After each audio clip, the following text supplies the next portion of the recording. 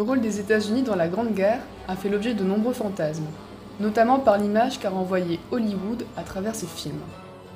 Dans les années 1920, de nombreux films américains ont pour arrière-plan la Première Guerre mondiale, mettant en scène des protagonistes américains clairement héroïsés. Le film Les Ailes, de William Wellman, sorti en 1927, fut l'un des premiers à héroïser et glorifier le rôle des Américains lors de la Première Guerre mondiale, en insistant notamment sur la valeur spectaculaire des combats aériens auxquels les Américains ont pris part.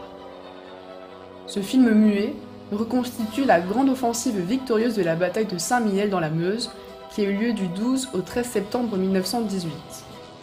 À travers le récit de cette victoire engageant plus de 200 000 soldats américains, ce film tend à forger une légende dans laquelle les Américains auraient été les acteurs essentiels de la victoire des Alliés durant la Première Guerre mondiale.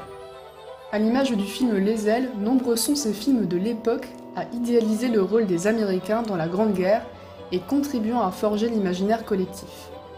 Autant aux États-Unis qu'en Europe, et encore aujourd'hui, il est tentant de surestimer leur rôle, étant donné l'impact psychologique immense qu'ils ont laissé. Est-il pour autant réaliste de considérer l'intervention américaine comme unique facteur décisif dans la victoire des Alliés ?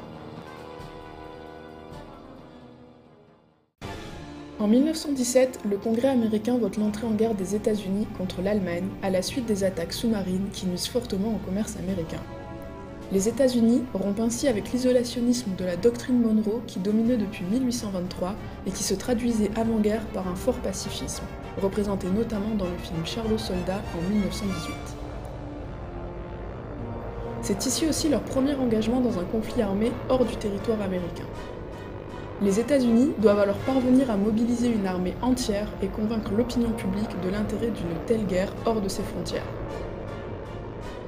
Le président Woodrow Wilson a immédiatement intérêt à trouver un sens à cet engagement. Très rapidement, une propagande se met en place avec le concours d'Hollywood en exaltant les valeurs de démocratie et de liberté dans les films, permettant de rallier le peuple à la cause. Cette vision se répercute après-guerre dans la scène des lettres du film Au service de la gloire de Raoul Walsh en 1926. Il a ensuite fallu trouver un sens aux milliers de morts américains. Il en va de les héroïser et ainsi de mystifier leur intervention. Lors de son arrivée en France le 4 juillet 1917, le général Pershing engage directement les symboles.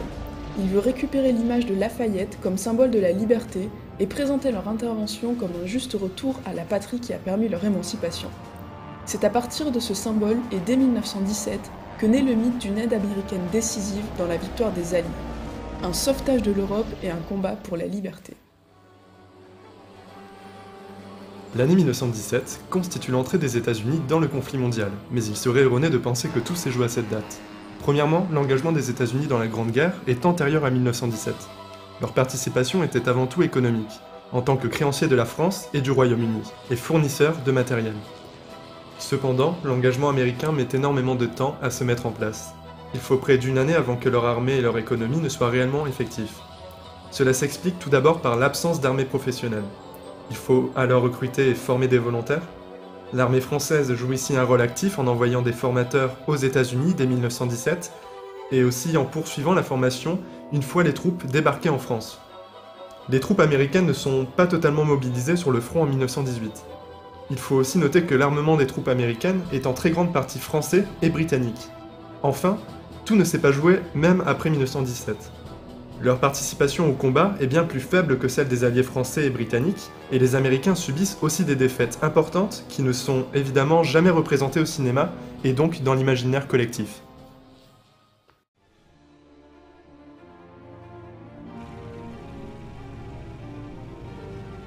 Bien qu'on ne puisse pas parler de puissance américaine d'un point de vue militaire et économique, il faut toutefois nuancer notre propos.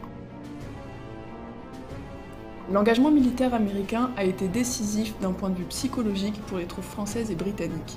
Dès l'annonce de l'entrée en guerre des États-Unis, l'effet psychologique est positif sur les soldats et les civils. C'est l'idée qu'une nouvelle nation forte de millions d'hommes mobilisables vient en renfort des troupes se battant depuis déjà 3 ans. Les Américains rendent le camp allié nettement supérieur numériquement et c'est un tournant précieux dans la guerre qui agit négativement sur le moral des troupes allemandes. C'est à partir de cet impact psychologique qu'aujourd'hui encore nous considérons l'intervention américaine dans la Grande Guerre comme décisive. Il est donc complexe de répondre à la question du rôle décisif ou non de l'intervention américaine en 1917 dans la victoire des Alliés. S'il est certain que leur intervention a eu un impact moral puissant pour les Alliés, la légende du sauvetage de l'Europe a été largement construite dans l'immédiate après-guerre dans les studios hollywoodiens. Il faut se souvenir que l'impact américain ne se matérialise réellement qu'en 1918 et que s'ils ont été des associés de taille, la mémoire a été largement influencée par la supériorité de leur pouvoir médiatique et cinématographique d'après-guerre. Il faut ainsi voir que la victoire est le fruit d'un effort de coalition des Alliés et non l'œuvre d'une seule nation.